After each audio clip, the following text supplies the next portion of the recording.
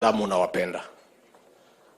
Umefanya kazi mingi sana huko, kujenga madarasa, kujenga misikiti, kuchangia akina mama, kuchangia wale wanaenda masomo ng'ambo na kutembea huko.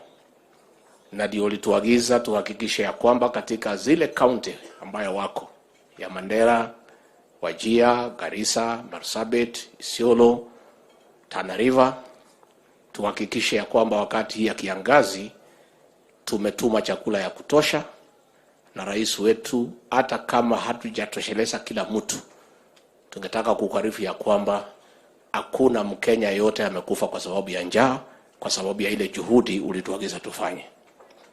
Sasa nikimalizia tu, najua mimi ni mtu ya kusema ukweli, na wakati hii ya mwezi mtukufu ya Ramadhani ndio wakati ya ukweli. Niulize tu swali moja kwa sababu labda sielewi. Huyu rais wetu amekuja pale, amejenga madarasa, amejenga msikiti, amechangia wamama, ametembea kila pahali. Amekuwa rafiki yenu wa dhati. Amekuwa karibu na nyinyi. Lakini siku yeye alihitaji usaidizi, mlimpimia kidogo. Na tunashindwa kwa sababu hatuelewi, kwa sababu zile chache mlitupatia tunasema asante. Sisi ni watu ya shukrani. Tunashukuru sana. Lakini tuliumia kidogo kwa sababu yule alipata mingi, hakuna historia ya msikiti hata moja amejenga. Hakuna record yeyote amejenga madarasa hata moja. Hakuna shule amejenga. Hakuna wamama amesaidia.